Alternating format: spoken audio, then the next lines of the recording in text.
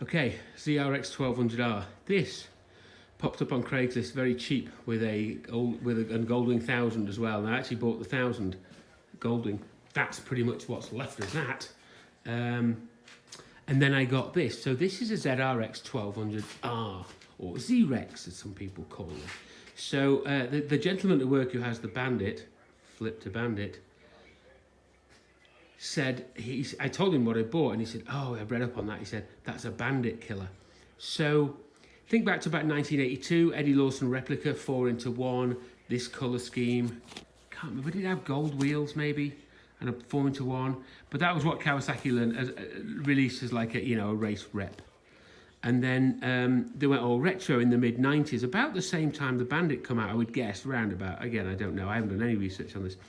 About the same time the Bandit came out, Kawasaki came out with the ZX1100, which was an 1100 version of this. And basically this hung around until, I want to say, 2005. This has carbs, I know that, because it doesn't run very well. And the pilot jets need cleaning because it sat for a while. But I think they graduated onto fuel injection, which probably made it a bit smoother, a bit more powerful, a bit more better on gas. So nice bike. Actually, I rode it a little bit and it handles really well. It's really light. It's a lot lighter than those pair of old things over there. In terms of steering response, but they're actually just a nice looking bike. I mean, Kawasaki got many things right, got some things wrong. We don't mention the Z1300 because somebody will give me pelters on the comments on eBay, on YouTube rather. But these are a nice looking bike, and again, there's plenty of research on about them. You can get plenty of custom parts. People go to town on them. I can't tell you a lot because I've never had one before. But hopefully this has been sold today. I got it at a good price. Because unfortunately, the previous owner died, so I got it off his brother or his daughter or both. So I'll fire it up, and it's going to fire up first time, I hope. Nice sound out of that Yoshi pipe, but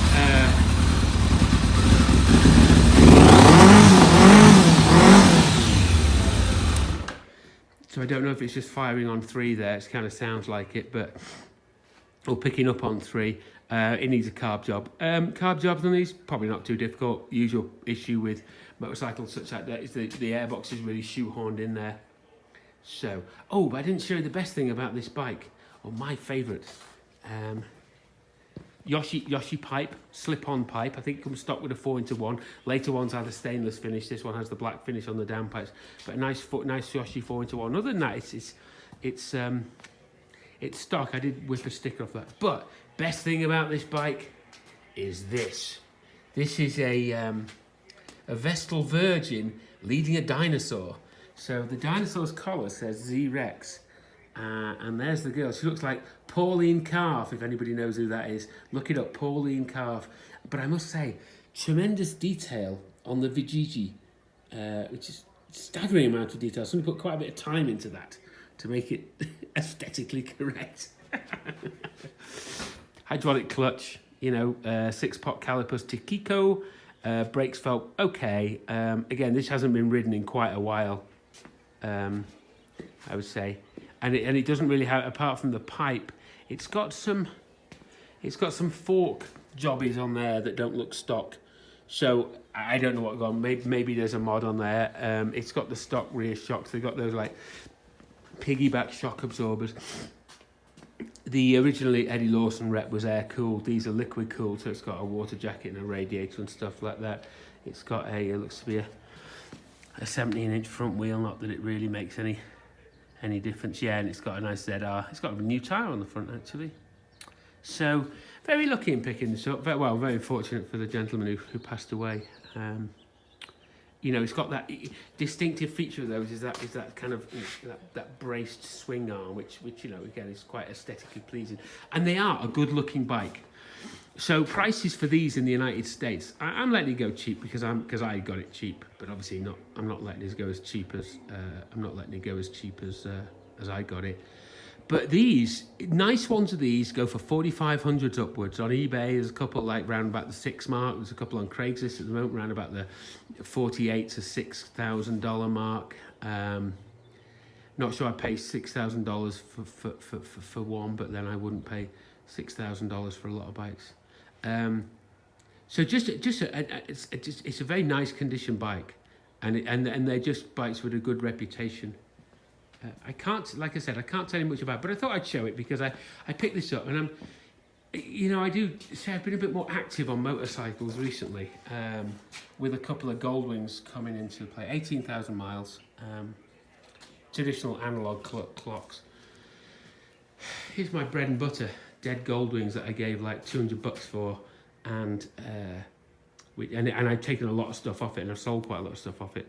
But $200, and then I also got an additional dead Goldwing with it. Starting to get collectible prices going up of bikes, but very active spare parts requirement, especially overseas. And actually, what's really interesting is that like 75, 76, 77 Goldwings getting very tasty, very good prices for parts. Don't sell a lot of Goldwing engines, so I just pull the heads off, pull the arse out of it, pull various bits off it, and then just junk the thing. But if you ever come across an old Goldwing, I'll tell you this, man, engine's never the problem. The engine is never the problem. It's always just been left to rot somewhere. I got a call from a guy in Kansas last night who said he's got 2 Goldwings been sitting in the field and he'll deliver them. I'm like, yeah, right, whatever. I'll pay you gas money for bringing them over. So, like I said, I can't tell you much about this bike other than they are really nice bikes. And if you want a 4-cylinder well, it's not air cooled, is it? But if you want a 4-cylinder kind of naked bike, these are definitely an option because they're a good looking bike. And they have a very good reputation, and there's a lot of heritage in the chassis and the motor. They've just been doing for a long time. Equally, the 1200 Bandit, obviously not this particular example, but a 1200 Bandit might be not quite as good a buy. Well, it's not going to command as high a price, right? It's not going to command as high a price as that thing, and it's going to do most of it, but it doesn't quite have the same amount of style, and it probably doesn't have as much go as well. I've seen figures of 120 horsepower for these. I'm pulling that from memory. I don't remember really. It's got this nice little fairing on it as well. Unfortunately, it does have a tiny scrape there, and there's a bit of a scrape on this bad boy as well. So it looks like it has been just fallen over at some point in its life, and the guy's put heated grips on it as well. So there you go, 2002 ZRX1200R. That is probably going to end up in the UK as well. And so actually, if you watch this video and you are the proud owner of a bird with massive tits and a highly detailed vagina, leading a dinosaur, this is Ian Lynn, Loveland, Colorado, reporting for the BBC.